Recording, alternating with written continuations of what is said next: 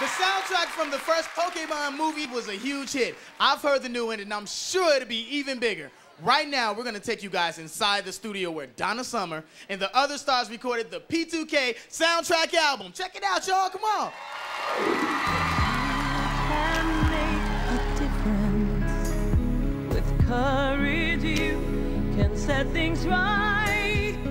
A friend of mine called me and said, "You've got to hear this song. I think this is a perfect song for you. It's going to be in the new Pokemon." And I used to say Pokemon, and my kids used to say, "No, Mom, it's Pokemon."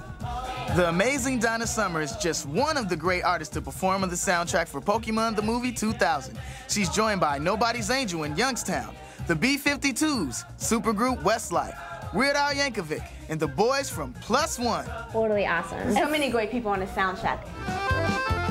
The incomparable Weird Al Yankovic brings his unique talent to bear on the tongue-twisting Pokemon track. I don't think there's going to be any other polkas on the soundtrack. I don't think there is.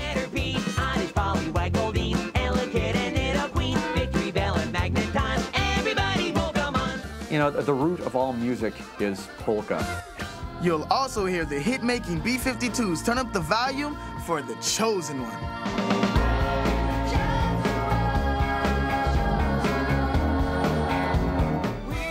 But the soul of the soundtrack and the real vocal fireworks come from the legendary Donna Summer.